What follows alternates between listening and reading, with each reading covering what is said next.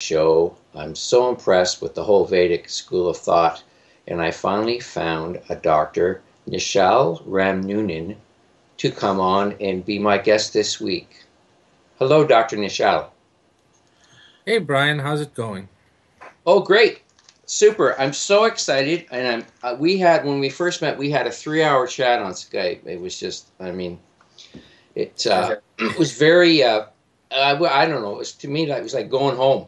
It's all home week for me because I used to have a friend and we used to chat a lot about Ayurveda and Mm-hmm. someone you know, and a fellow, I think he's a fellow student, right? Now, yeah, I don't know if he graduated with you or not, but my friend Brad was certainly was a great introductory for me to not just Ayurveda, but also to the whole Vedic school of thought. Yeah, he's actually more of an independent scholar. He didn't study with me, but we did cross paths at the university I attended because he wanted to study. He's more of a traditional. He kind of takes it the traditional way with having a guru rather than going through a medical school, which is really the way Ayurvedic medicine is supposed to be taught. I personally just chose to do it this way because of the getting a job and getting a career with this degree that's required. If you don't have a degree, then nobody's gonna hire you. If you're like one of these, they kind of consider you to be more of a traditional healer rather than a doctor. So his way of studying the traditional way, that's the authentic Ayurvedic Vedic way of teaching.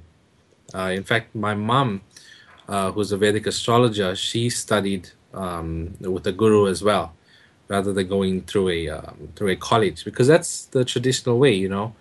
The Vedic system, you always need a guru, somebody to guide you and take you down the correct path, and that's the way Brad does it. I'm sure you've spoken to him, and he's shared a lot of wisdom with you, things that I probably myself haven't learned.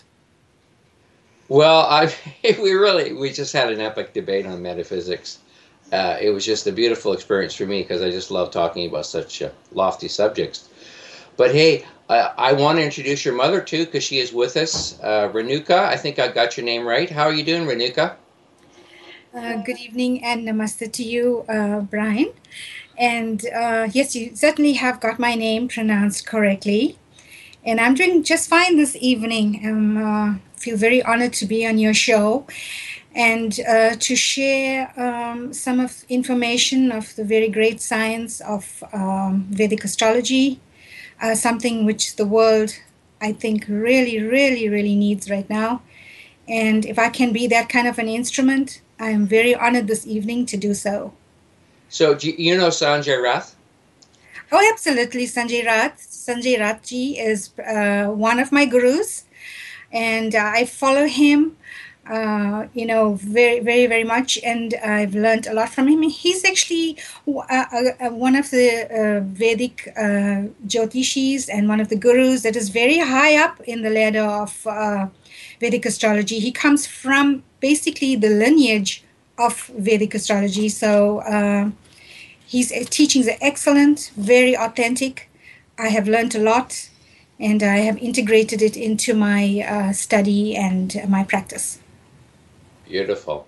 I mean, really, it's like moving to another planet when you hear him speak. I just love the guy. I mean, I wish I had the understanding of the vocabulary. I know when I first found him through Brad, I watched his videos for about a month, and I started to catch on. But I mean, I had other paths to follow. But anybody who wants to get serious about Jyotish and Vedic astrology, I recommend you check this guy out. And he's on the internet, Sanjay Rath, and yeah. But anyways, let's get back to my two great guests here. So we're going to start with what we're going to start with. Oh yeah, a bit of a history of Ayurveda, and maybe your mom could do a little bit on the Vedas because maybe that would be her. I mean, to me, it's more than a knowledge system. This is what I like. What I see, this is how I used to compare Vedas to other knowledge systems, which are beautiful. I mean, most knowledge systems are like a flower or a bush. The Vedic system is more like a tree that goes from the roots of the earth, and it goes all the way up to the highest levels of the universe. This is the comparison I make. I mean, this stuff is just off the charts, complex, but it's very, very. It's proven itself to be very true. Absolutely, because it is leading. There are many paths in life that one can follow, but I feel that if there is a specific path that leads you to the truth, that is what a human being should be following. And the Vedic culture certainly does bring home the truth to you because it does make a lot of sense. It is a culture that keeps together with the workings of nature. And that's exactly how human beings should be living their lives. And all the teachings of the Vedas teach us exactly how to be in harmony with nature. And with the knowledge from the Vedas, there are, some Vedangas that come off the Vedas. And one of the Vedangas from the Vedas is certainly Ayurveda, which is the science of life, and Jyotish, which is the science of light. And not to mention, other sciences that come off from, the Vedas being There's 6 sciences, right, that come from the Vedas. Yes, there are 6 branches of Vedic sciences, all coming down from the Vedas. Yes, and I can probably mention it a little about it, the 6 branches of the Vedic science. And the first one is known as Shiksha. And just to describe that, it means the dealings with Sanskrit sound, the sound of Sanskrit. Okay, because Sanskrit is the first and the most original language coming down from the Vedas. The second is language of God himself or herself. Yes, absolutely. Absolutely. The second is Kalpa, and that is Vedic rituals. The third is Vyakarana, and that is the Sanskrit grammar. Nirukta, which is to do with Sanskrit grammar.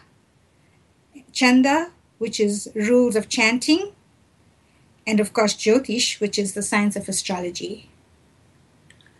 So those are pretty much the 6 branches of Vedic science. I mean, this is just, you need to reincarnate to get a handle on this stuff. I mean, it's so incredibly complex. But like I say, it really is a path for someone with a very, very, to understand this stuff, you really have to be almost a genius, in my opinion, in terms of your ability to comprehend and put things together. But I'm sure there are paths for others who are less inclined with such great intellect. But anyways, let's get back to Nishal here. Nishal, so we're going to take one of the paths of the Vedas, and we're going to take Ayurveda. What can you give us like a 5-minute summary of Ayurveda? I know it's difficult.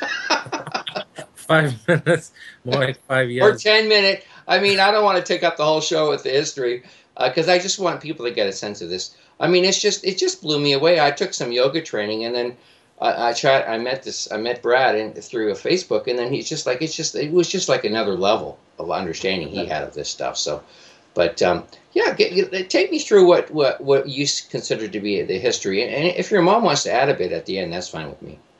Okay, well, see, basically, Ayurveda is considered to come directly from God himself. There's a lot of debate about that, about Brahma, the creator of the universe. Some people say that it's extraterrestrial. Some people say that it's really God. It's the supreme energy that rules the world. But basically, it's the first form of consciousness, the first conscious being. And he gave this knowledge down to his son, who gave it to the celestial physicians among the deities, who he then shared it to one of the closest to human deities called Indra. Now Indra is considered by some to be the king of heaven. Personally, again, I think it's just an evolved being, maybe even some type of extraterrestrial. It's basically from him, this guy Indra, it comes down to the rest of us. Now, there's 2 schools of Ayurvedic medicine. There's the Dhanvantri side, which is mainly to do with the surgical routes. and then there's the Bharadwaj, which is the more of the internal medicine type route. So the one that I follow mainly is the Bharadwaj internal medicine because, uh, in my opinion, surgery should always be the last option. And I personally like to heal people with anything that's non-painful, that's not going to cause any injury to the body, unless, of course, it's absolutely necessary. So I'll go through the history of this side of Ayurveda first. Basically, Bharadwaj was the father of Ayurvedic medicine.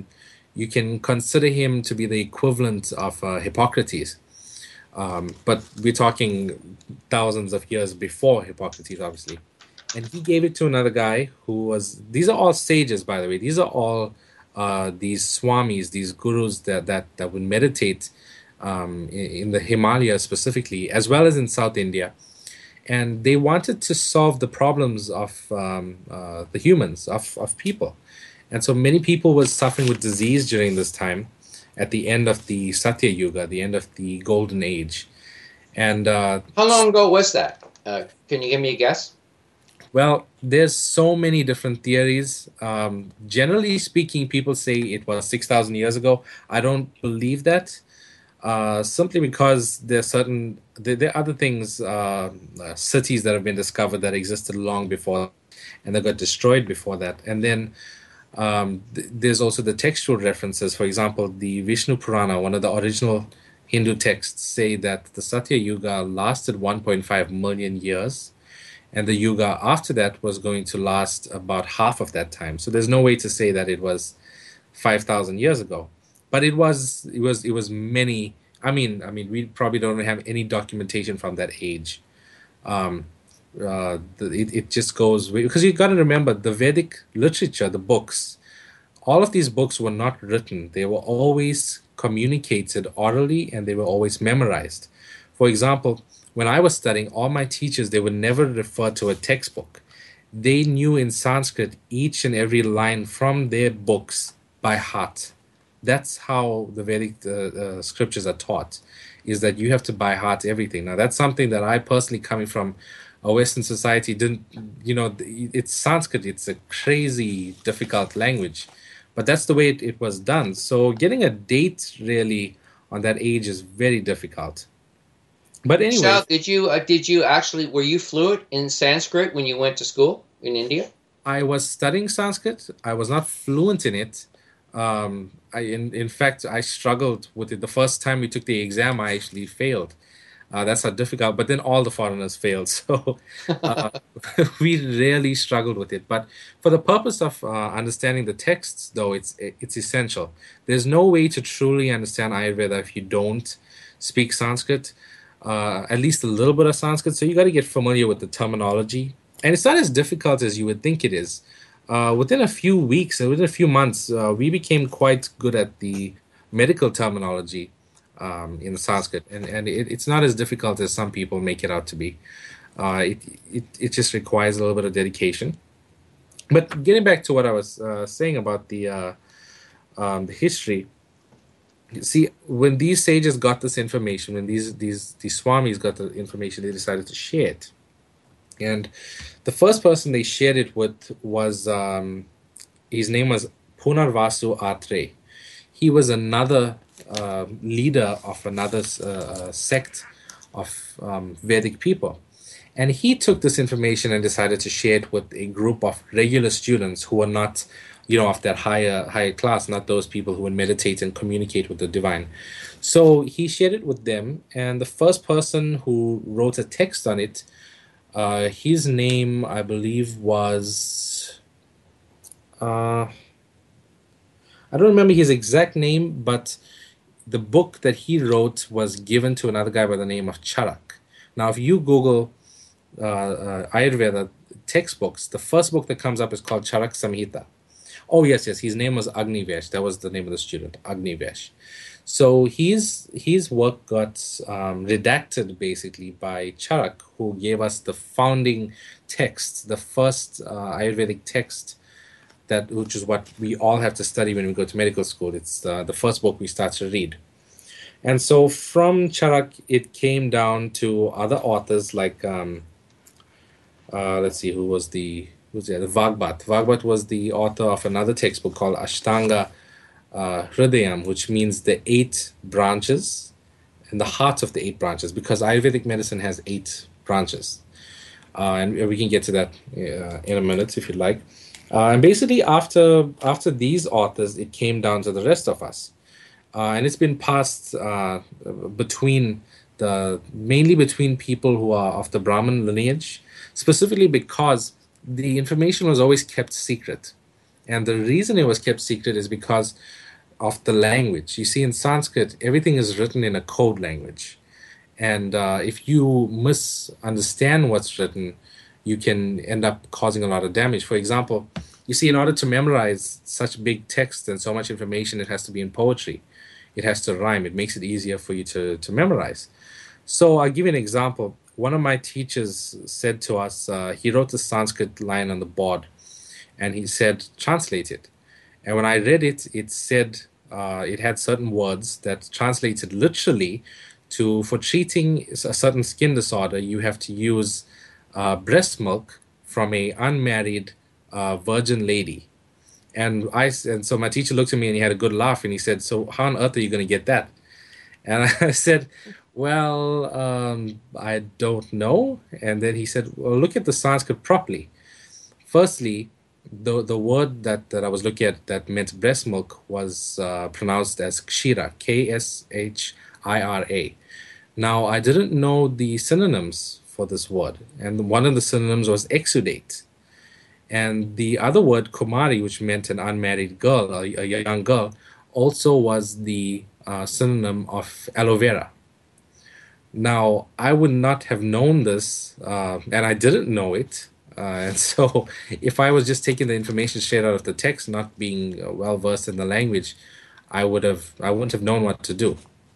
Which is one of the reasons that Ayurveda was always, along with all the Vedic sciences, they were always shared amongst the Brahmin people, because in the Indian society, it was always believed that everybody should have a specific role to play, and if they spent their time focusing on that, they would be absolute masters of that science or that field, which is why we have the different castes. It wasn't about social classes. That's more of what the people have done now. But back then, it was just your duty to society. So it was the duty of the Brahmins to take these ancient texts, translate it, understand it, and help people with it. In fact, the Brahmins were always the people who were not allowed to earn money. You were supposed to get whatever people gave you, which is why if you look at any of the pictures of the ancient Brahmins, they were always wearing like their clothes were always falling apart. They always looked at really poor people, because that was the way it was supposed to be done. So coming back to what we were saying, so Sanskrit plays a huge role in understanding Vedic science and understanding Ayurveda as well. Yeah, it's a language where every word has 7 meanings. Yeah, some of them have like 13 meanings. 13. Like, yeah, there's some, you see, it changes according to context. For example, karma, the word karma, everybody thinks karma means action, whatever goes around comes around. But if I'm performing surgery on you, that's considered a karma. If you are blinking, that's considered a karma. If you're breathing, it's a karma. And then if I'm processing something in a pharmaceutical, like making a pharmaceutical preparation, each thing is called a different karma.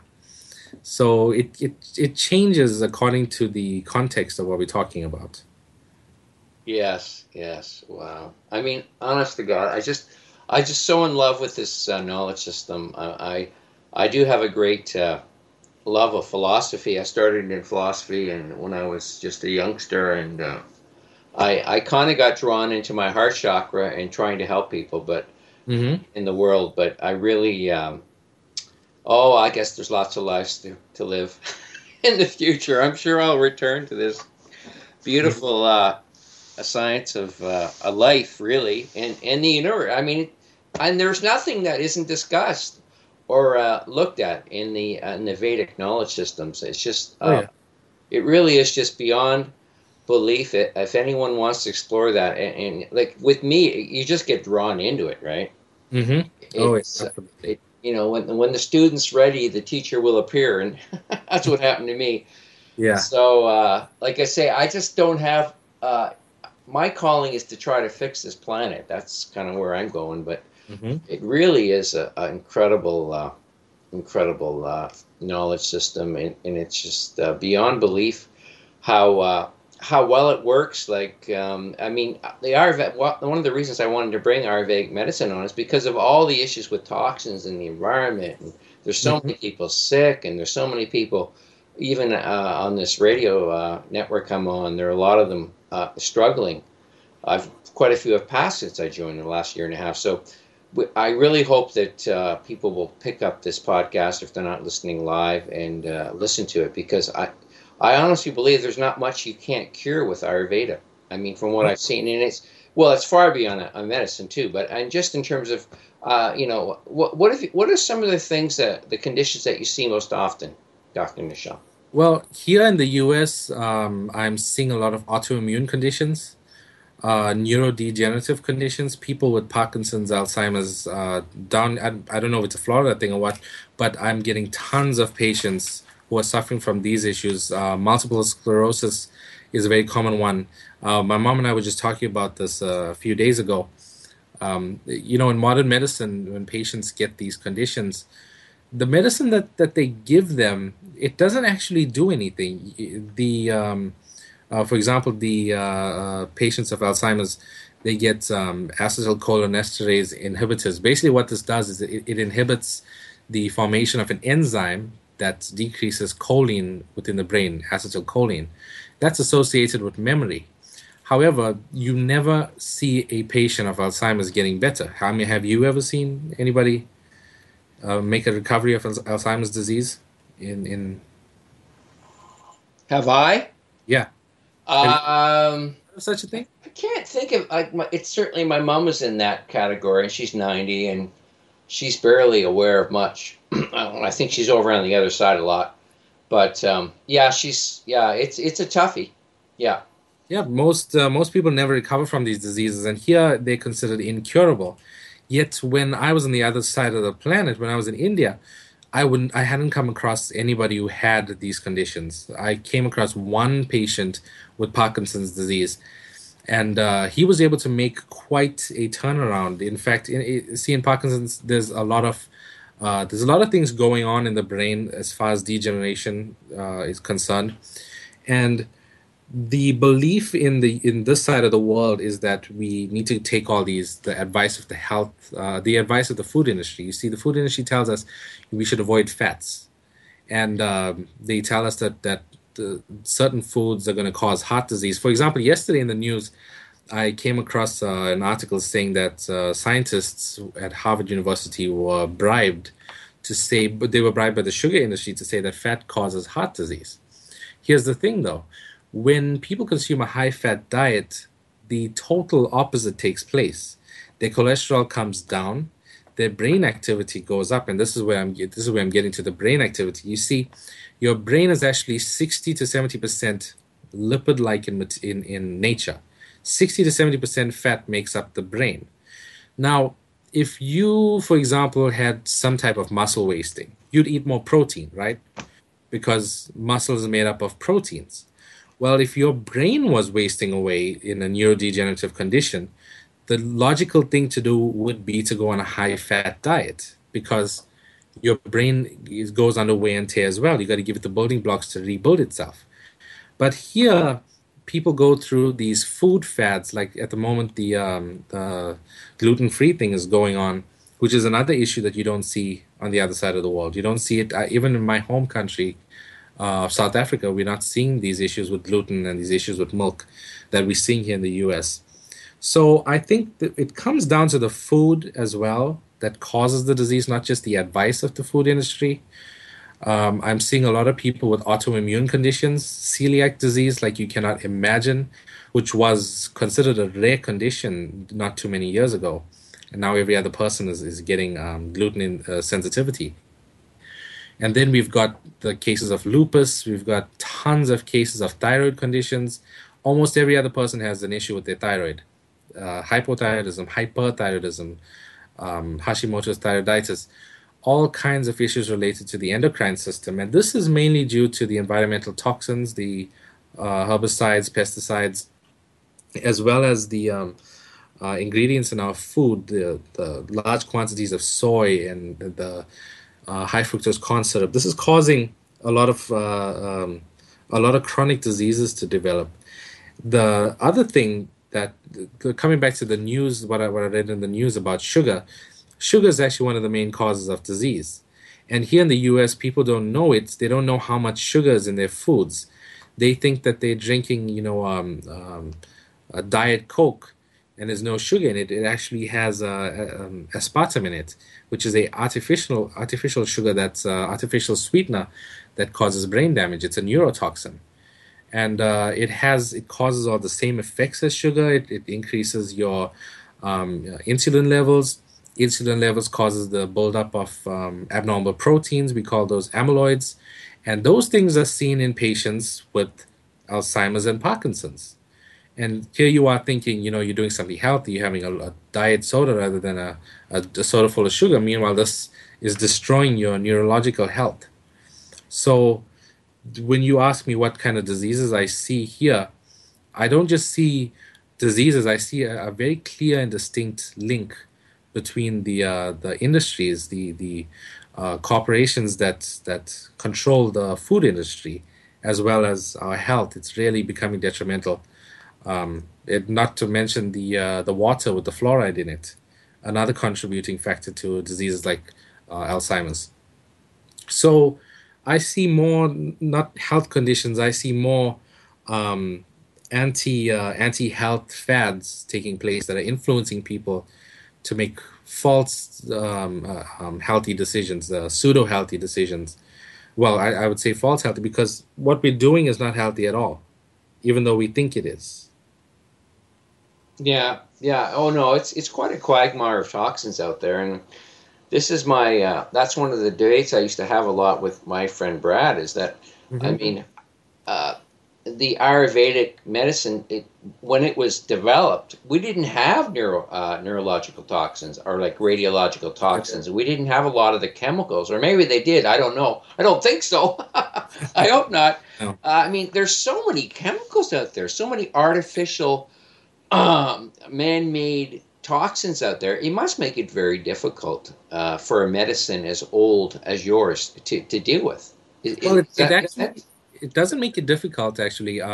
Personally, I just have to find the links between things, and Ayurvedic medicine is actually quite effective in treating these conditions. But the problem is the first line in treatment. There are principles that you have to follow when you treat a patient, and the first thing you have to do is you have to avoid the causative factor. Now, how do you do that when organic food is so expensive? You have to settle for food that is full of pesticides and all kinds of toxins that we can't avoid because it's not affordable for us to avoid. So that makes it a little difficult. But as far as the treatment goes, I actually find it quite easy, mainly because I know my science quite well. And see, I didn't just study Ayurveda in college. My mom actually introduced it to me as a child.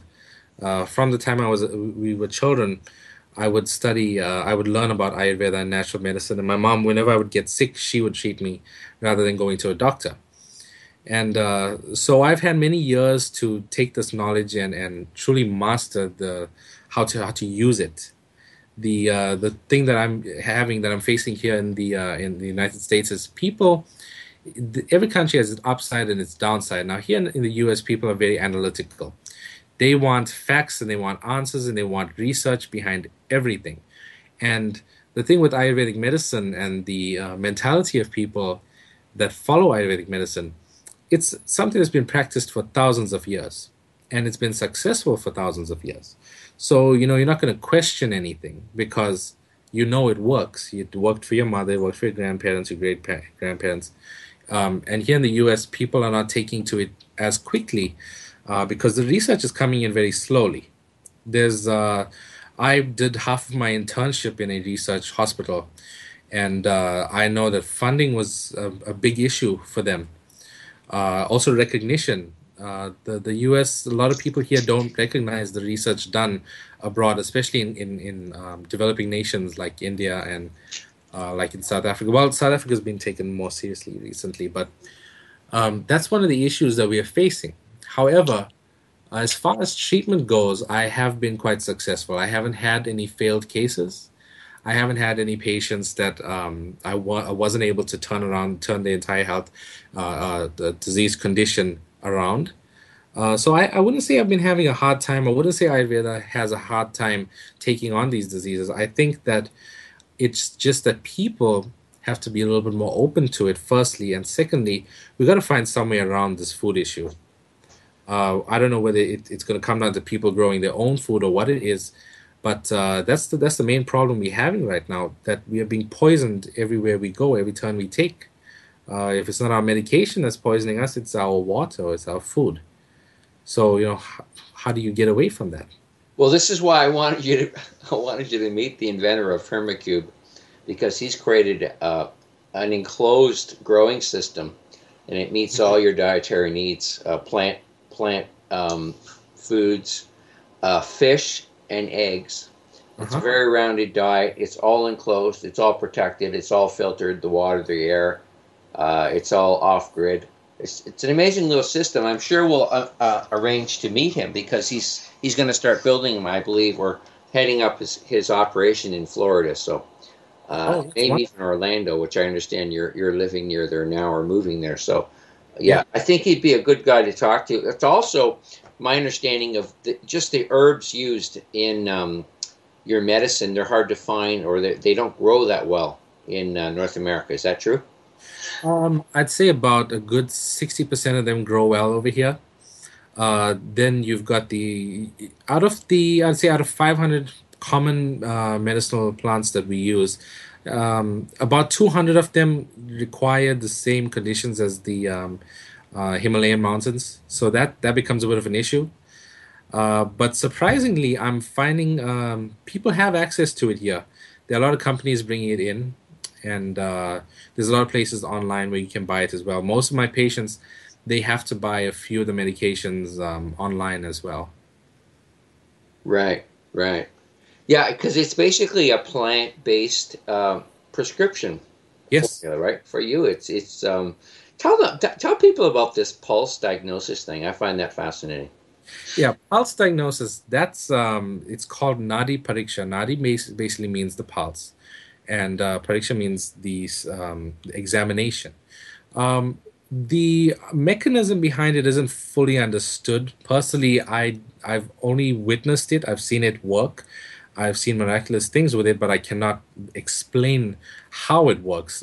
Basically, you feel the pulse, and instead of looking for just the rate and the rhythm like regular doctors do, you feel with three fingers. You use three fingers basically, and there's a specific location which is a little bit lower from where the pulse is actually felt, and you are able to pick up each finger is able to pick up something from a different system. Now there's three major systems in the body according to Ayurvedic medicine, and they are grouped based on the physiological functions. The first one's called Vata. These are known as the doshas. A lot of people refer to them as the humas, but the correct term is doshas.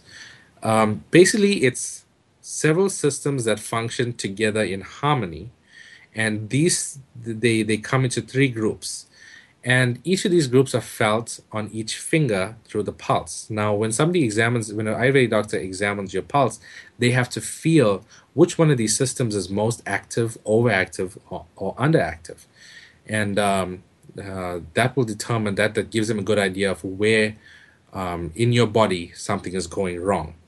Now, I've tried it personally. I studied it for a few months with a guru, and he was able to get mine's perfect. He knew everything. He could tell me the nature of the meal I had eaten before I came there. He was able to tell me how I'm feeling emotionally.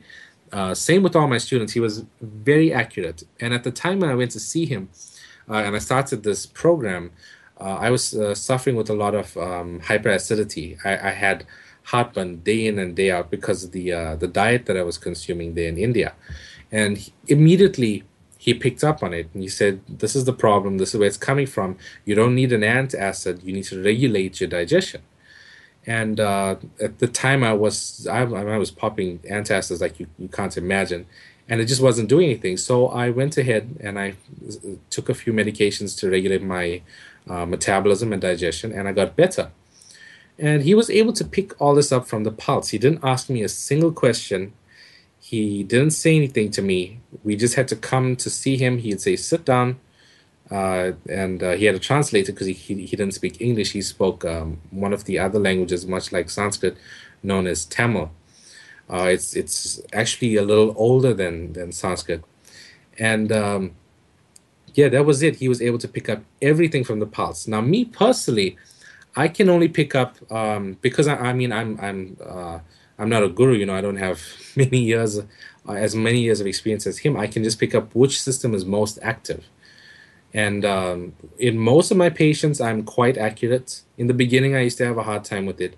But how it works, that's something that there's no way I could explain that to you. There's really no way. So it's Vata, Pitta, Kapha. Those are the three main energy systems you're feeling through the pulse. Yes, exactly. Now, Vata is it's mainly the nervous system for the most part. But it's also your mind, how your mind is functioning. And in case you don't know, the mind is actually nobody in neuroscience and in neurology, the exact location of the mind is still an unknown thing. So in Ayurvedic medicine, we don't consider the central nervous system and the mind to be one entity. We believe that they work together, but it's not the same thing. And that's what we call Vata. The second thing is Pitta, which is basically the metabolism. And the metabolism there's two aspects to metabolism. There's catabolism and anabolism. Now, Pitta refers to catabolism, which is basically the breakdown of things. And Kapha, which is the last one, is the building up of things, anabolism. Now, in all of these things, several different systems within the body are involved. With Kapha, it's mainly everything above the diaphragm, everything from basically the lungs, the heart, up to the head, in the entire head region as well. It includes all the fluid-like systems, everything to do with fluid metabolism, water metabolism. It's to do with the growth hormones. And then we've got Pitta, which is basically the overall digestion in terms of breaking down and expulsion. And then we have Vata, which is what regulates all of this. And these are the three main doshas or humors that make up our physiology, because everything comes down to the nervous system inducing the action, and the rest of what goes on in our bodies is basically the function of metabolism. We are basically a product of our metabolism. We are constantly being made and constantly being destroyed, right down to a cellular level. And that's basically how the three doshas work in a nutshell. It goes way more in depth than that. It would take me many weeks to explain it to you, but basically that's what's I mean, it just blows my mind how smart these guys are. I mean, honest to God. I mean, what people don't realize is that all this knowledge system wasn't actually developed just to keep us healthy, but it was developed to get us up to the higher realms of the universe. Yes, absolutely, yes. And one of the aspects of Ayurveda that's really overlooked nowadays, it's becoming science-based. And that's understandable because it has to become science-based. That's the only way that it's going to make sense to us. But it's not developing fast enough. And some of the things that just don't seem to fit, people are letting go of. And one of those things is mantras, the use of sound as a therapy.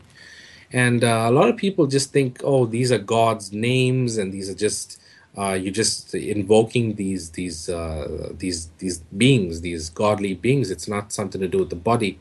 They don't realize that sound, everything vibrates. Everything comes down to a vibration, and every single part of your body has a different vibration. Now, if there's something wrong with that vibration, it can be corrected, and it can be corrected by the usage of certain sounds. So uh, there are some people, there are some doctors that will just give you this to do. Like one of my other gurus, the one who actually got me into the program for learning the pulse diagnosis, he used to only give me this. He would always, every time I would go to him, and because when you go to India, you'll realize it's a little difficult to stay healthy when you stay there. So I was sick all the time, and I would always go to him, and he would never give me any medication. And so I just thought he was, a fool, and he didn't know what he was talking about. He's just this God man, not a doctor. Until I decided to try it, and the sound he gave me was pronounced Soum, Soum, and again, it was to do with hyperacidity. But this was many years before I had went to this pulse, the guru that taught us the pulse diagnosis, and so I took this mantra and the sound, and I just kept saying it, and I felt this cool feeling going down my esophagus, and it would reduce the burning. They would reduce the acidity. And for the first time, I realized, oh well, maybe it's just. Well, at first, I didn't acknowledge it. I thought maybe I'm just feeling a little bit better. Maybe it's one of those days. Maybe it's the way I'm breathing. But then each time it would happen, I would use this sound, and it would relieve it. It wouldn't cure it. It wouldn't take it away, but it would relieve it. And so I decided to spend more time with this guru, and I noticed that whoever he would give these sounds to, they would tend to get better. And I was the only one that he would give them medication as well, but for some reason with me he would only give me these sounds, and I realized, and he ended up telling me that the reason he was doing that was because I was the only person who didn't believe in it. And I showed a lot of distrust towards him, so he wanted me to learn on my own that without medication you can actually have some symptomatic relief. So this science of sound, the usage of sound, is actually what my mom deals with more than I do, with healing the body just by changing the vibrations. Now, I'm sure you've heard about this. I mean, Nikola Tesla spoke about vibrations. Even Einstein spoke about vibration being the source of everything. If you look at the biblical verse in the beginning, God said, "Let there be light." Everybody thinks light was the first thing, but it was actually the words of God saying, "Let there be light." Everything comes out to sound, and that's the foundation of Vedic science. That sound is the most important thing. But researching this and proving it scientifically is I mean, personally, I don't know what goes into it, but I would assume it would be quite difficult to accomplish. Well, I mean, I could care less if they can't explain it in Western science. Our science is completely messed up. I mean, Yeah. as if we are at all even in the same ballpark as the Ayurvedics and the Vedics. I mean, give me a break. I mean, we have no ethics here. We invent something and we usually use it to kill somebody or try to, I mean, mass extermination. I mean, come on. I mean, it's a ridiculous, notion that we have to try to somehow reduce perfection to our level of science, which is so corrupt. I mean, I just get so frustrated when people talk about how it doesn't make sense using our science. I mean, our science is completely lost. I mean, we could do a lot better with it. I think if we had some ethical people running the show. But, I mean, no. I mean, yeah, you guys, in my opinion, from what I've seen, and I love anything natural, and I love, the native traditions of North America and South America. I've seen some miraculous stuff going on there, too. But your system, I think, is really the most truly amazing. All these other systems, they don't seem to have the complexity and the incredible. I guess there's similarities. There's lineages in these systems, but there's just something about them. I don't want to put them on a competitive level, but there's just something about the Vedas, and just when you read the Vishnu Purana, people, if you ever get a chance to do that, I mean, you just see it. It's got everything there in terms of even the spirituality. I mean, it's just incredible. All the layers of gods, and I mean, you read it and you see, oh, I see that religion in that one and that one and that one. It really is quite something to think that that book was written so long ago. And getting back to the sound thing too, the notion that I relate to vibration because I get it all the time. I receive vibration all the time, and it's Yeah, beautiful. everything comes down to frequency and vibration and sound. If you look at the one of the first things taught in Vedic science is how the universe was created, and it again it comes down to sound. The first of the five elements is ether, and that's basically responsible for vibration and sound. And after that comes air, that's for the sensation of touch, and then fire. Um, for the digestion and the transformation. So yeah, sound is basically the beginning of everything as far as Vedic science is concerned. Yeah, it's and then there's no prana. There's no prana. I don't know any other knowledge system that talks about prana other than the Vedic system. Yep, prana is it's the foundation on what we all built on. And prana, wow, prana. We could talk for ages about what prana really is. But I think that the Chinese, the ancient Chinese, the Taoists, I think they also had the concept of qi, which Yes, which yes. is kind of similar to what prana is. Yeah, I think you're right there. Yeah, that's a very good comparison between those two. Well, yeah, prana is the invisible energy that we breathe in with the air, and it just once you start to become very skilled as a meditator, and you have good guidance. It sounds like there's a plane going overhead there. Can you hear the background No, noise? yeah, I think that's on your side actually. No, it's something to do with the connection. I think coming from your end. Yeah, might be something to do with the connection. There just went through a hurricane down there, folks. He's down in Florida, and he said the internet's been up and down over the last few days or last week, I guess. Well, that's better. Yeah, it sounded like a plane just went through the internet. Are you still there? Oh, I just lost Dr. Nishal Ramnunan for a second. I think we're reconnecting now.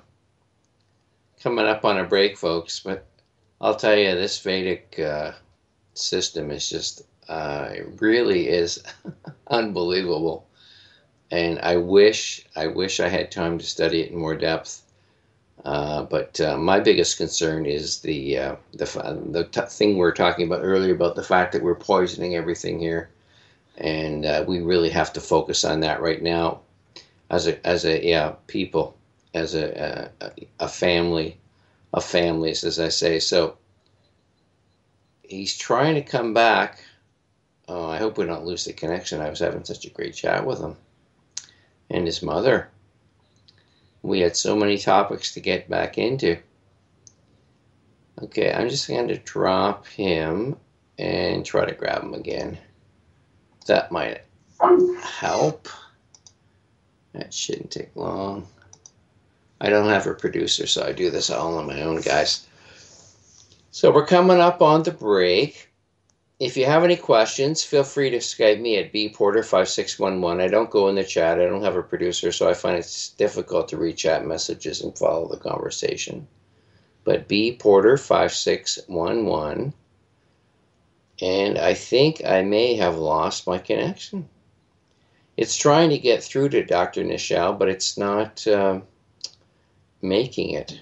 And then we heard that strange sound, which kind of created the disconnection because of the hurricane down there. They're having problems. But hey, this is a good opportunity. I might also do my spiel for the station now because we're going to go on break soon. But, you know, Revolution Radio is a remarkable place. I mean, I've been on this network for about a year and a half now. I've met the most incredible people worldwide, people doing so many good things like creating eco-villages and, fighting many, many causes, against geoengineering and radiation issues and you name it. And I'm very, very happy to be on this network. It's reaching out across the world. It's very popular. And I really think that everyone who's listening should at least, at a minimum, subscribe to the archives for $5 a month. We've got 80 hosts. Everybody here is putting in time for the love of you and the planet. Nobody gets paid. Some people may, benefit from, meeting people, maybe creating some clients, but nobody is paid to do what they're doing. And it's certainly a labor of love for you and the planet. So I really encourage people to check out our site, freedomslips.com. Go to the donate page, and then you'll see all the different options. Many things out there. Lots of seeds there. Talk about growing your own food. Our station head, Mike, has done a great job. He's got his own seed production facility. I'm still trying to reconnect with Dr. Nishal here. And I strongly recommend that everybody, as a baseline, if you want to grow your own food. Oh, got it back, but it ain't too clear. Very, very spotty. Yeah, I barely got you. We're getting a lot of background noise interference. Luckily, we're coming up on break very soon. Okay. Can you hear me okay? All right. Yeah, I can hear you fine. The internet on my my home system just went out again. So I'm getting you through my phone now. I think your cell phone. You went through your data plan on your cell phone. Yeah, that's what I'm doing now. Oh, well, thanks so much. I hope it's not costing you too much money. I appreciate that. Yeah. So well, here we come up on the break. So why don't you drop your phone for a few minutes and listen for the commercial to come back on, and then we'll pick you up. I don't want you to waste your data there, Dr. Nishal, but thanks so much. We should be back in about 5 minutes, folks, after the break. Thanks for listening to As a fundraising promotion, I have a kick-ass free gift. Welcome, everyone, back to I'm Nature. I'm your host, Brian Porter, and we're having some major connection issues here tonight with my guest, unfortunately. Dr. Nishal Ramnunan, an expert in Ayurveda, practicing doctor, I'm not sure what his issue is down there in Florida, but I have managed to find another guest for the show while we try to connect with Dr. Nishal. Jim Lee, are you with us? I am. What's up, You are. Oh, this is so funny. I mean, it's hardly a subversive topic, right? Ayurvedic medicine and Vedic practice. Maybe it is nowadays. I don't know. I can't believe this is happening. Well, there's always internet issues, and so what you wrote me into, Brian? What's going on?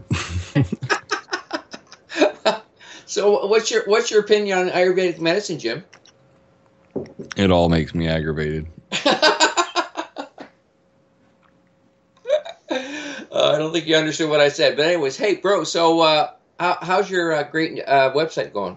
ClimateViewer.com/3D and all the other ones you do. Yeah, I'm working on it right now. Actually, I've been kind of busy creating websites for other people. So I haven't had a lot of time to work on my own. So yeah, I was getting ready to. Okay, so very quickly, I'm Jim Lee, climateviewer.com, climateviewer.org. On climateviewer.org/3D, you can see my map. That's what I'm talking about. It's a free map. It's a unique map. You can see a whole lot of stuff you won't find anywhere else on the internet. It's all in one place. Plus, it's got a whole bunch of live data on it, so you can see satellites, earthquakes, fires, FEMA stuff. There's a lot of stuff in there. Anyway, dig in. So I'm working on that because it used to be Google Earth. And like when it was Google Earth, I could track satellites. I could track, flights in real time and boats in real time. And then they, discontinued Google Earth as a plugin. So literally was stuck with my, thumb up my, what. And I had to come up with this new version, which is completely open source. But I'm still trying to get back to where I was by, getting those features back. And it's an uphill battle, but you take it one day at a time, and one day we'll have the satellites back. So that's what I'm doing tonight.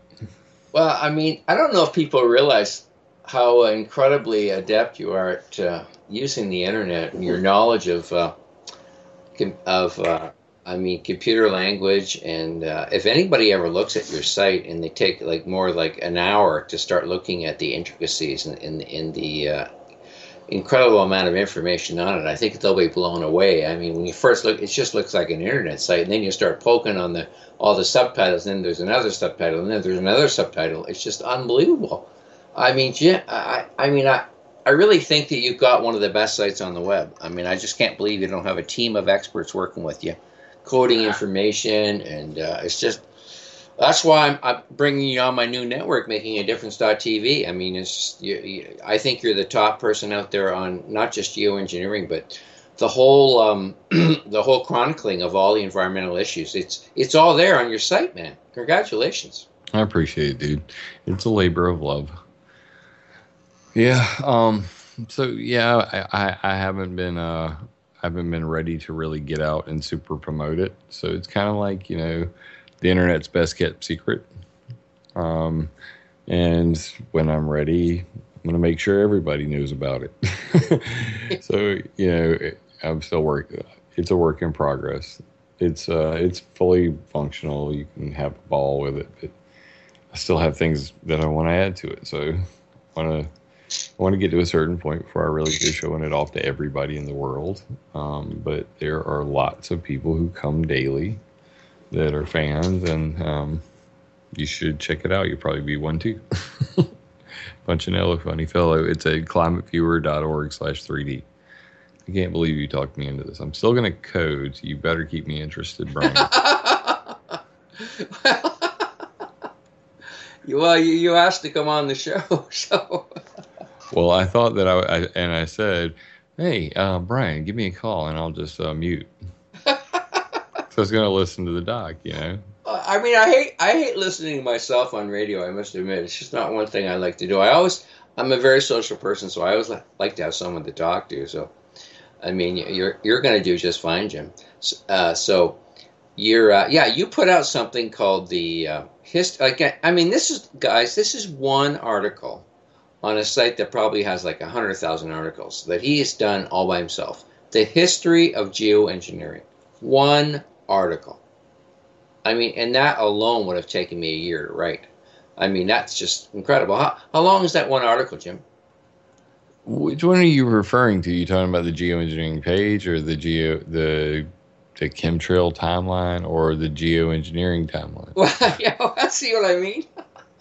I don't know. You put out something about a month ago. It said, I think you like to post on the last. Oh yeah. That's the timeline. That's at climateviewer.org/geoengineering-timeline.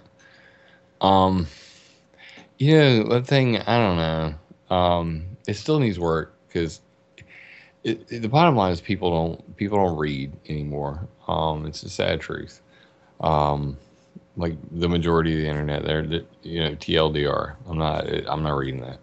So that's why YouTube is so popular, and all that. So I said, well, how do I do a timeline that has 200 entries with, close to 400 images and videos, and get it on one page without your screen blowing up?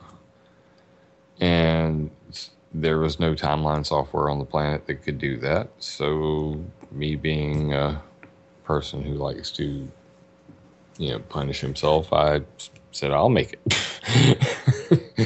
And I, wrote my own timeline software. It's based on Bootstrap and Isotope, which is masonry, and it does the filtering, and, it's like Pinterest. It's a Pinterest timeline. Because it's Bootstrap and it's a timeline, I call it Timestrap. Eventually I'll put it up on GitHub and other people can use the timeline software. But right now it's just like, I don't know.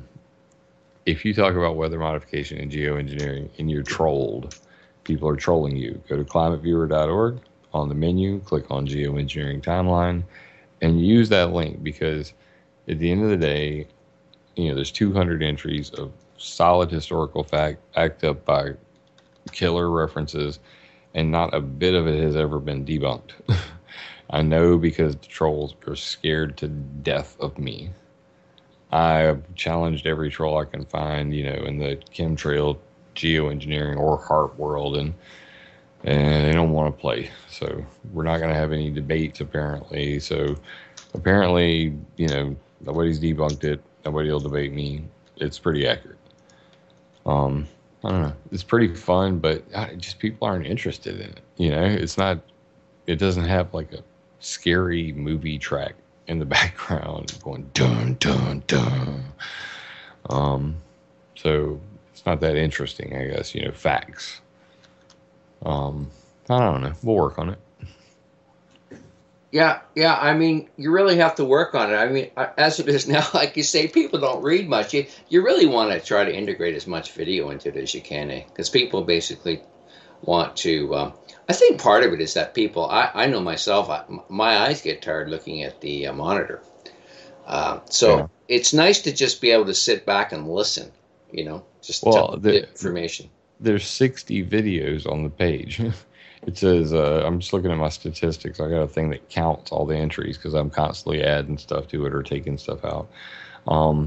201 entries, 181 photos, 60 videos, and 472 references, meaning links saying that stuff in the timeline is real and referenced. And I mean, it's like a veritable gold mine for anybody who really is just like, I've had enough. I really want to know this stuff. But so most people are just on the surface and they enjoy the fear porn aspect of talking about geoengineering. So they just like being scared. And they really aren't activists or want to get rid of it. So they're completely content, feeding their fear porn addiction. And so in the end, I think maybe 1,000 people have seen this website. It's just, people aren't interested. They're not ready for it yet. Maybe a year from now, year or 5, people will, have enough of people selling them snake oil and say, I really want to know the truth, and it'll matter. Yeah. Well, most of your information is backed up, right, by reference. I think it's all backed up by reference to government publications, articles, things of that sort. Very, reputable sources. Well, yeah, I mean, I try to use, pretty much a gamut. So I use scientific peer-reviewed stuff, stuff from colleges, like dissertations and stuff like that, presentations to international bodies. Those are always the best, because that, like, if a dude's talking to the ICAO, he's not going to come up there and lie to them because he's trying to get them to understand this or that. Like, there's a guy named Ulrich Schumann, and he's talking to the ICAO about how bad contrails are and how we could turn them into cooling contrails and make some money, pretty much. The money part's inferred, but that's stated elsewhere. Regardless, presentations like that are priceless because it really gives you the nitty gritty in a very short amount of time. Get 10 slides, you're done. Boom. And people, they tend to be pretty accurate. And, repetition is a good thing. So when you see, multiple sources saying the same damn thing over and over again, year after year after year, and then some dude comes along and contradicts them and they have a little argument, and then you see the same thing year after year, you're like, well, this all looks pretty legit, but you never know. You really never know. So you just have to, go with your gut on a lot of it. But I've been pretty accurate, I've been lucky. I guess my gut's pretty accurate. Well, you're kind of like the Vedic guy for geoengineering. You really get into all the complexity of it, and you break it down and you summarize it, and it's just it really is a work of art in my opinion. What you've done there, man. I just, like I say, I would have needed like a team of 10 people to put that thing together. So I hope people, look at your site and Yeah. appreciate the amount of work you put in there. It's like there's a lot of guys that I know, and I went through the whole period of jealousy, like subscriber jealousy, like jealousy. There's all kinds of weird things you can get into in a 5-year period when you're doing this stuff. And at the end of the day, I'm like in this happy place where I know that I have seen my work change the world in several different ways. So I know that what I'm doing is affecting change, and that was the goal all along. And I'm doing it. So, I don't need, to be getting interviews on TV or Alex Jones or 500,000 subscribers on YouTube. That'd be nice. And eventually I probably will have that. But I'm trying to repurpose my priorities. So, you gotta have a happy life, happy wife to have a happy life, and you have to have organization to really ground yourself. Well, you're like about 4 people. You're a dad to 2 kids and a newborn, which is a lot of work, and then you're also taking care of your mom, who's got Alzheimer's.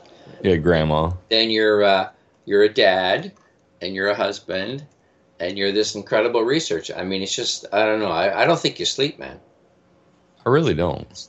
I've been getting like 4 or 5 hours a night since my daughter started going back to school. But hey, man, it feels pretty good at times. Jim, I'm going to put you back on hold, or I think I can get my guest back here. That would be impressive. In, man. Then you can get some more work done, which you seem to like to do. Yeah, well, I might as well promote my friend, Ilana Freeland.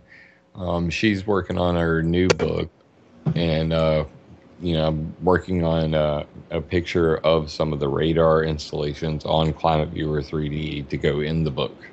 So without further ado, I will get into my Photoshop and let the good doctor take over the show. Okay, thanks a lot for jumping in for me, Jim. I really appreciate it. No problem. Love you, mean it. All right. I'll talk to you later, Doc. All right. Now, hey, Brian, sorry about that. Well, hey, it's not your fault. I know you had nothing to do with how strong your internet signal is. Yeah, the tropical storm is messing things up for us here.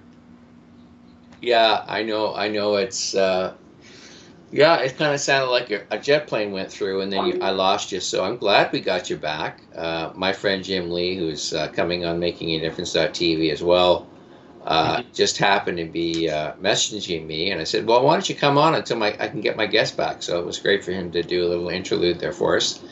But now, hey, we're back in the world of the Vedas and Ayurveda, and I'm trying to remember, we were talking about pulse diagnosis, right? No, we had just spoken about that. We were speaking about the sound, using the usage of sound in treating disease. Ah, yes. Vibration. That's very essential. There's a movie called Astral City. I recommend. It's actually on my YouTube page, I Am Nature. I recommend that everyone on Earth watch this movie. Mm-hmm. Yeah, you sent it to me. I saved it in my favorites. I need to go ahead and watch it as soon as I get some time. It's extremely Ayurvedic, and it's Vedic in its examination of life, the consequences of not living a loving, caring, committed existence are very clearly shown in this movie. It's actually about a doctor who doesn't care about his patients initially. Okay. But he's a Western doctor. He's he's in France. But yeah, he doesn't have a very good afterlife at the beginning. Let's put it that way. Being a doctor is a commitment to your species. Most doctors, I shouldn't say most, but doctors should be committed to their patients. Unfortunately, in the West now, they're committed to making money and selling drugs and all sorts of other things. That I tell you a story. I used to play golf with a guy. He was the head of he taught emergency medicine up in Canada. and he used to tell me about all the different perks he'd get for bringing in this drug or that drug or this new technology or that new machine, and it's basically a business, Western medicine. Yeah, it is. It's a big, giant, huge business, and it's an industry. It's Yeah, not where the patient comes last. If there's a way of charging somebody more, and probably the effect of the medicine is even less than the other one or an older one, they'll do it. Yeah, there's actually a benefit that you get if you spend less than a certain amount of time with the patient. I think it's less than 5 minutes doing the whole checkup. There's a small bonus that doctors get. This is what I've been told by an MD that's a friend of mine. They actually get a bonus for spending less time with the patients. And I don't understand how you can call it health care if you don't care, about the person's health. You're just trying to keep it in a time frame. I spend at least between 45 minutes to an hour with each and every patient. There's so many things you have to go through. It's not just their physical health, it's their mental health, their spiritual health, as you have to deal with every aspect of it, because you don't want. There's no point in treating something if, for example, I was just going to bring up something before I got cut off about stress. The biggest cause of disease is stress. Stress is what causes us to develop all kinds of illnesses. Everything from high blood sugar, high blood pressure. There's actually the process that takes place in our brain. It's called it's an axis, basically between the hypothalamus, the pituitary gland, and the adrenal cortex. It's called the HPA axis. And what happens is when you're stressed out, the adrenals start to secrete what is called cortisol. Cortisol is a stress hormone, and this usually it has a positive effect in the body, but because we live in a society and an environment where we are chronically stressed, it leads to disease. And that cortisol, if you just Google cortisol, you'll see everything that's related to it.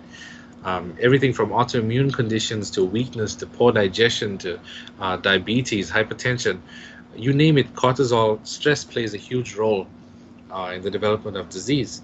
So you can't spend such little time with a patient and expect to make them, to heal them in any way at all, if you're not going to sit, listen to them, see what the actual cause of the disease is. Because most of these cases, 70% of cases, is stress related. At least in my personal experience, 70% of cases is always stress related. In fact, I'll tell you about my first patient during my internship. He had hypertension. His blood pressure was about 160 over 105. It used to average at about 105, 110, 160. And for 2 months, I was in the internal medicine department, and I was treating him, and I gave him every kind of medicine I could think of. We must have changed his medicine at least 5 times. And his blood pressure just wouldn't come down. And the day that he decided to take a vacation from work, he came in for his, we used to do the checkups once a week on our patients. And so he came in straight after he got on vacation, and I checked his blood pressure, and it was perfect, 120 over 80. And that's when I figured out, the only reason this guy had hypertension was because he was so stressed out. And he already had developed renal problems, kidney problems related to hypertension. He had his vision had deteriorated due to hypertension, all because it started with stress, because stress is the main disease-causing factor. Apart from the diets, apart from the lack of nutrients, apart from the toxins, stress is something alone that can kill you. It can really destroy your health, destroy your life overall. Yeah. Oh, absolutely. I mean, once you get that mind telling you to go, go, go and never rest, and you can even have problems sleeping because of it. You can never, people are put in positions where, well, I mean, we have a society that taxes us to death to start with. Yeah. And and then you have I've been in the position where you have to, on top of paying taxes, you got to pay support payments. And I mean, it's just, you have to get an extra job to keep up with all the responsibilities. It becomes extremely overwhelming. Mm-hmm. Absolutely. And so you're literally just constantly. Now, what I did to deal with that was to just go to the gym and work my butt off, and that's how I dealt with the stress. Just physical exercise is highly effective, and I think that's how I dealt with it. But most people don't do that. Most people start drinking or doing drugs or smoking a lot of dope to ease the stress, or they certainly don't go see an Ayurvedic practitioner. So hey, we should talk about how people can connect with you. Oh yeah, it's quite easy to get in contact with me. I do consultations online. I travel out to my patients as well. Apart from my clinic, which I just moved to just outside Orlando. It's a little town called Altamont Springs. I will be updating all of this on my website. You guys can go to my website. It's drnishal.com. DOCTORNISHAL.com. DOCTORNISHAL.com. And maybe you could also post this on your Facebook, Brian, and people will be able to get through to me that way. Yeah, I actually I put an ad up about it on the Facebook already for the show, like like a promotion for the show, and then what we'll have is a podcast of the show up probably tomorrow or the next day, and I always tell people how to contact my guest on that podcast. So yeah, you'll be out there. You'll be out there for sure. If they go to my website, they'll be able to get a direct phone number to contact me. You can schedule an online consultation. There's a tab at the top that says consultation. It's quite easy to get into contact with me. That's basically it. Or if do you do appointments over Skype if somebody's living in another state? Yes, I do appointments over Skype. Online consultations, over the phone consultations. I prefer to do them with the webcam if it's possible. Because there's a lot of things I have to analyze in the patient, so it's best if I can see them. It's not entirely necessary, but it's better if we do it that way, and I can do it over the phone as well.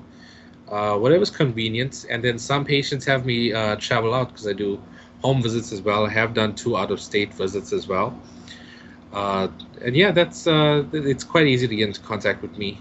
And I'm here in just outside of Orlando if anybody's nearby.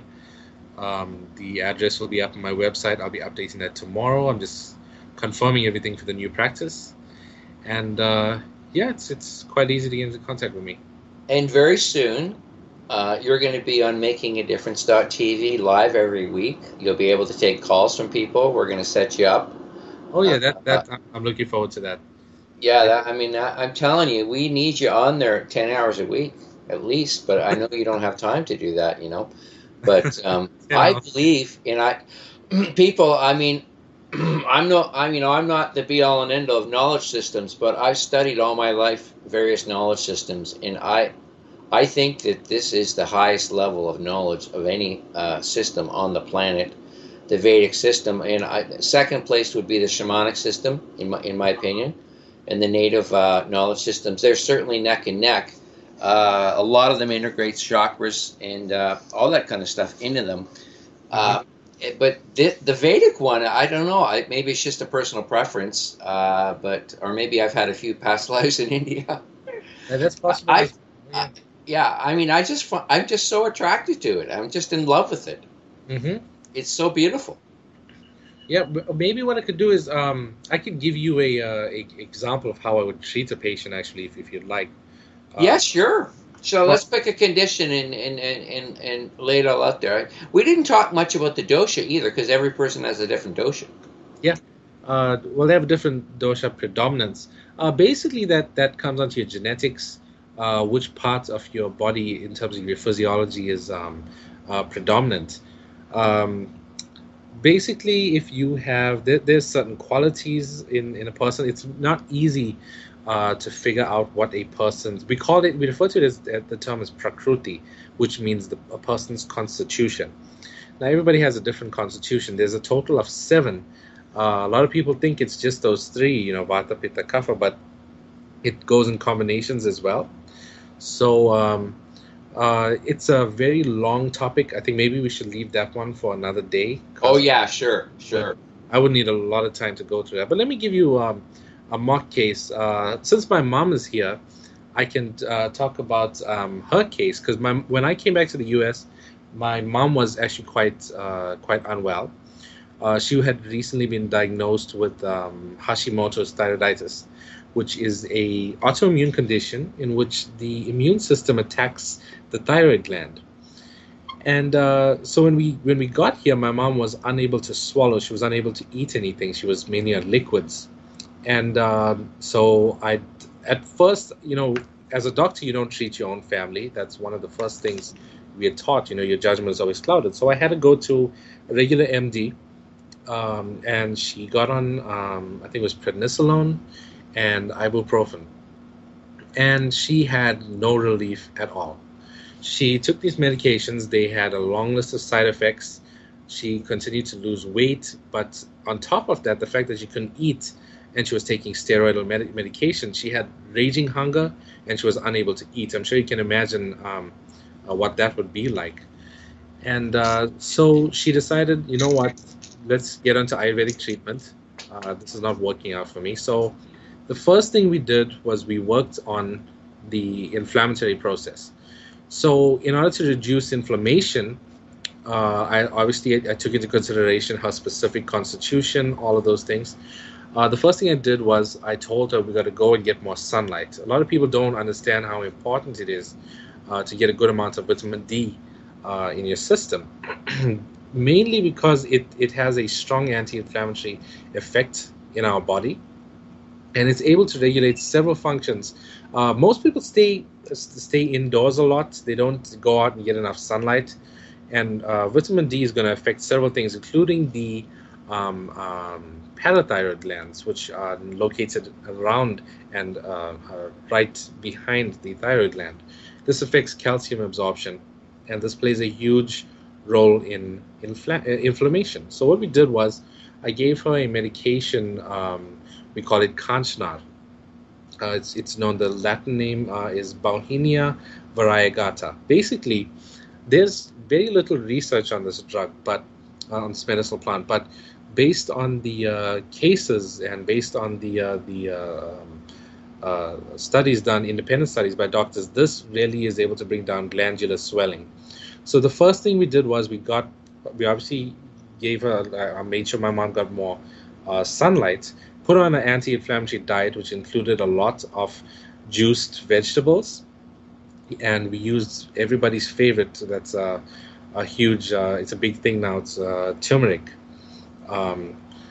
Everybody's going crazy for this whole golden milk thing, putting turmeric in milk, anti-inflammatory. And I gave her that to reduce the inflammation. I gave her this other drug, Kanchnar, to reduce the swelling, specifically of the thyroid gland. Then we used garlic.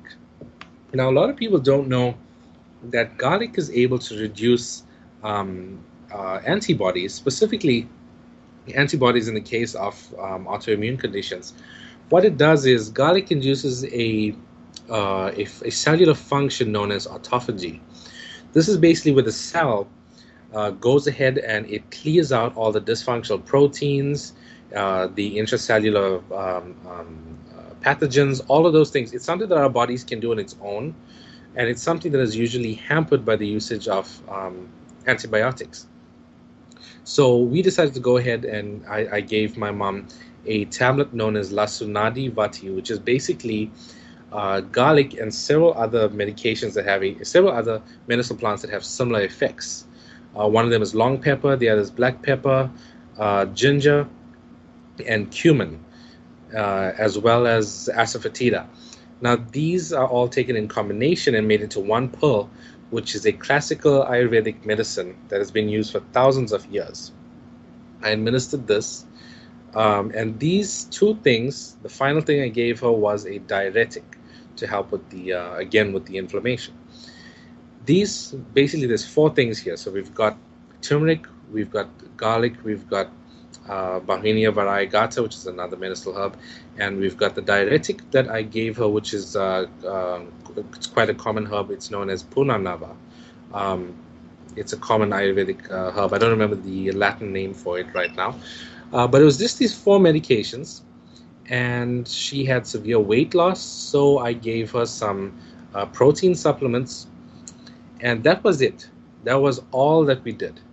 And within 3 months, her antibody levels went all the way from over 900 right down to zero. I have the blood test. I've actually published her case on my website. We were able to reduce her antibodies all the way down. Her ESR, which is erythrocyte sedimentation rate, that indicates inflammation in the body, that came right down to normal levels as well. And her symptoms subsided completely. So basically all we did was, the treatment was very much like how an MD would treat you. It was just, instead of giving you a whole bunch of pharmaceutical pills, I was giving her a whole lot of medicinal plants in the form of tablets and pills. And just these few things, with a few dietary changes, getting more sunlight, doing yogic breathing exercises in the mornings. I'm sure you're familiar with the pranayama, the breathing exercises in yoga. She was doing those.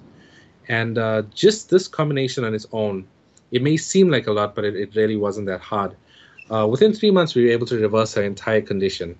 And if you see my mom now and you see what she used to look like, it's a huge difference. She's able to eat. She's able to do everything like normal again. By law, I'm not allowed to say that it's a cure, but we can say that we have put the condition into remission. Well, you led right into my next question: is the practice of Ayurveda recognized as medicine here in Western society or in the United States? In the United States, it's considered a complementary medicine. So technically, yes and no, in that we are not primary healthcare physicians. It's just complementary medicine. So no, it's not entirely recognized. And based on the way things go in the U.S., with all the corruption, I don't assume that it's ever going to become legalized. However, I mean, not legalized, but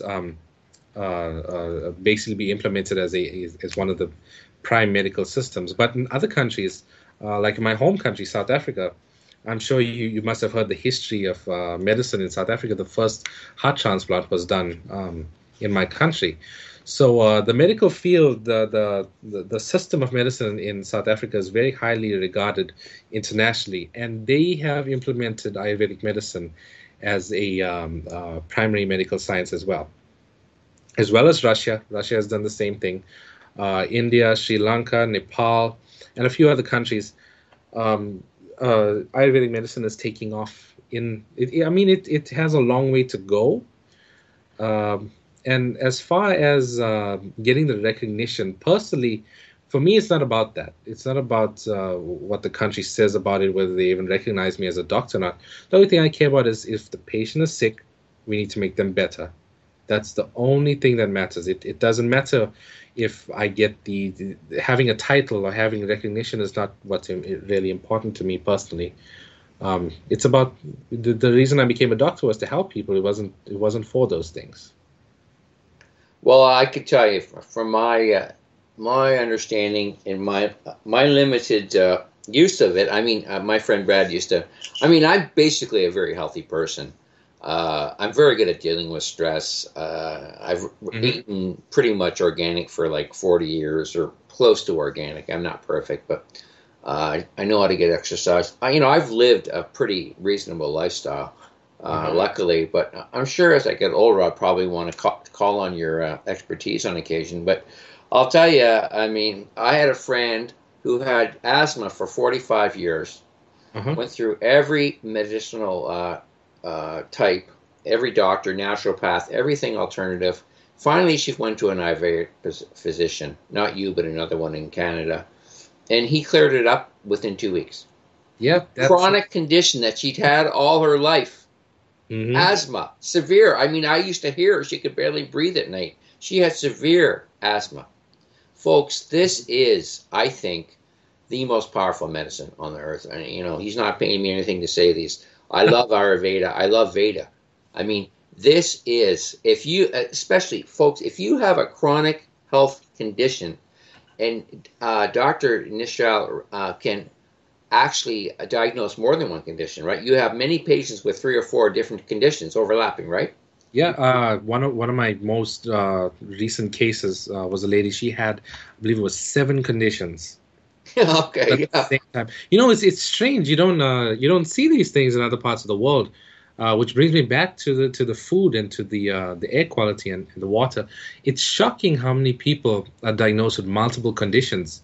When I was training, one of my teachers said, if you see a patient with two, it appears as if they have two conditions. You don't go by coincidences. Chances are they don't have two conditions. And when I came to the U.S. at the beginning, I was thinking that way, and then I realized, whoa, okay, they actually do get multiple conditions, and it is actually possible. It was something very new for me to deal with. Yeah, I mean, yeah, I just think it's so sad that people don't know more about Ayurveda. Now, the main entry point for a lot of the benefits of the Vedic tradition, it came through the yoga movement in the U.S. That Yeah. certainly had a stronghold. Some of the yoga teachers know some Ayurveda.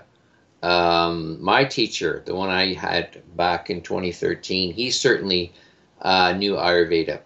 Um, so I know he didn't practice it, but he knew of it and he recommended it strongly as your source for if you needed it. Of course, when you're doing yoga, I mean, you shouldn't need it's incredibly good for you. So again, it's all preventative, and then yoga is really again, it's more to enhance connection to the higher levels.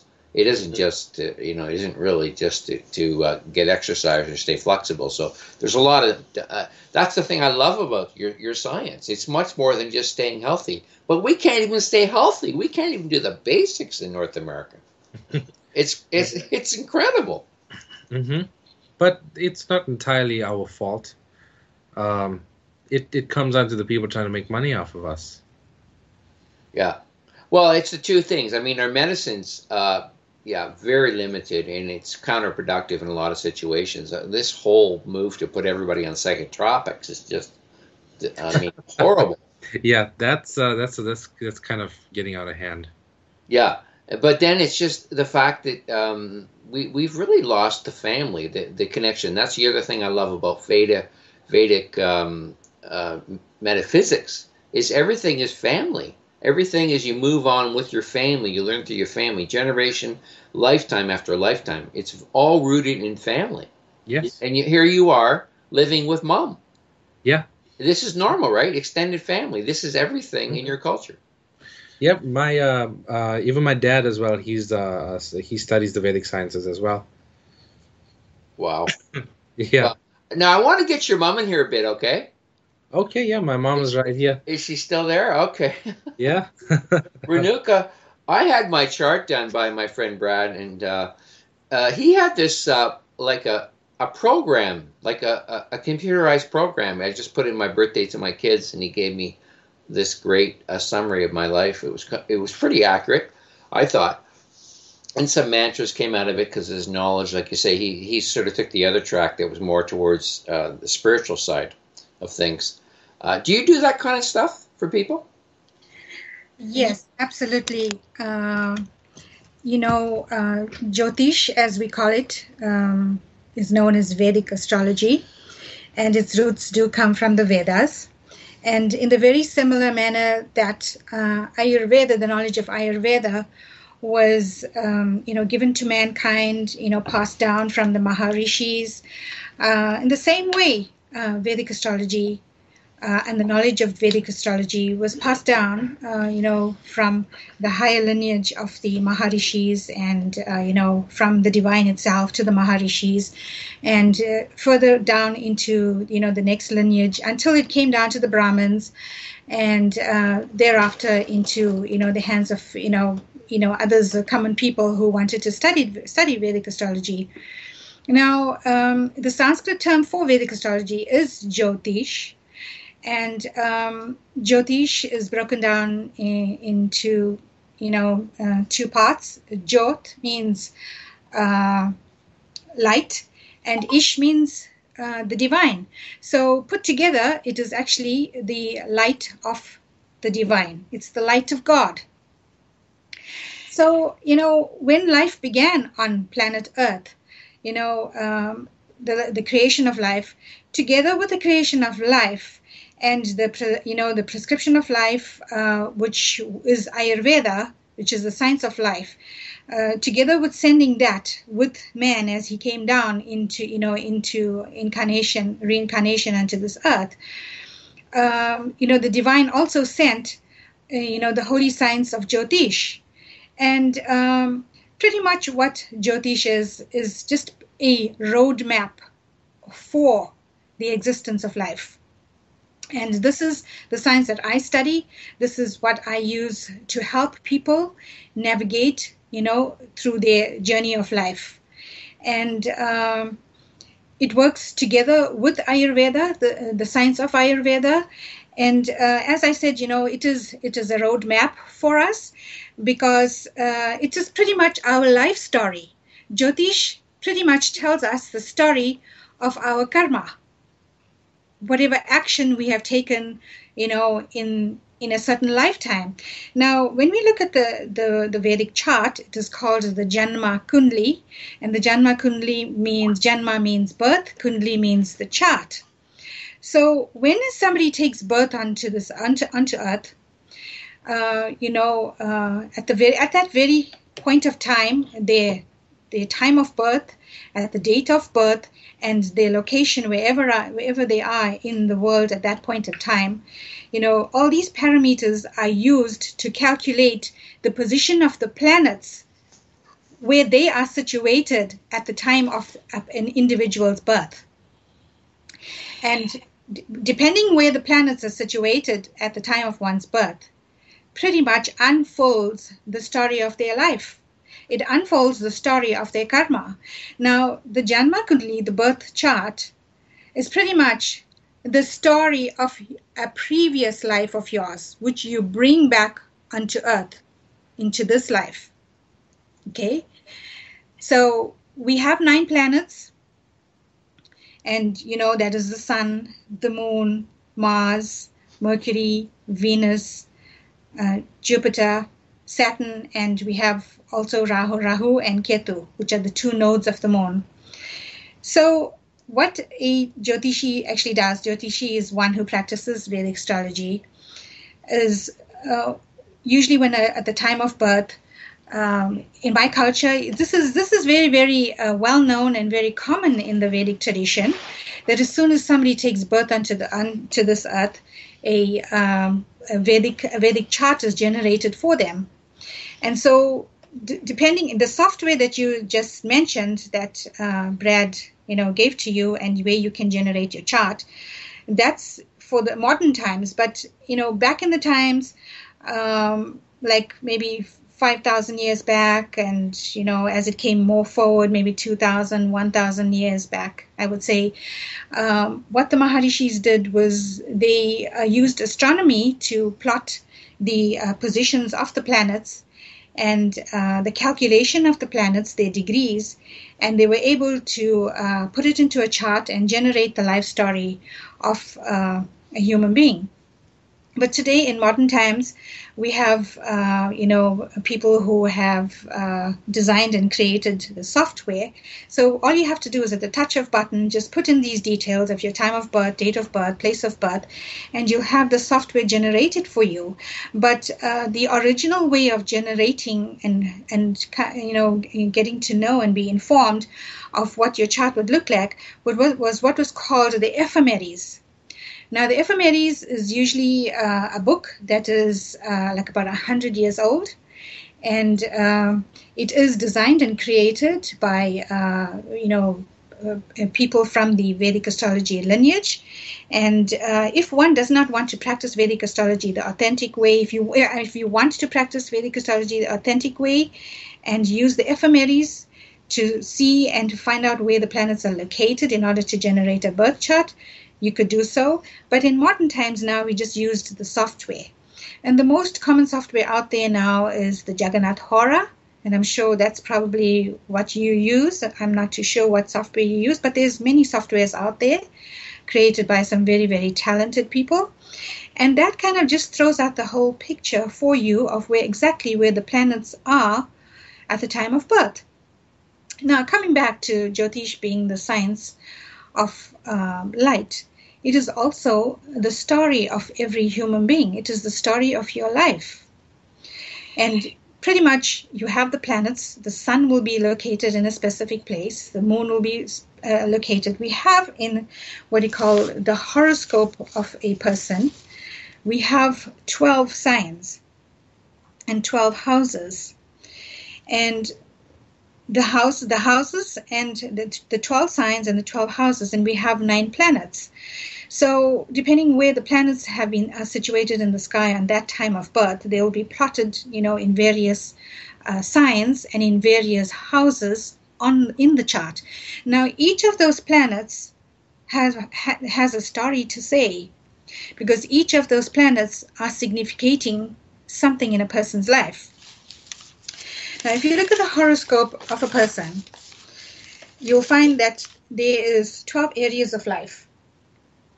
In the horoscope of a person, there are 12 areas of life that describe the person, that assist them in the navigation of life, and that directs them in these events of life. The horoscope comprises everything. It comprises your physical existence.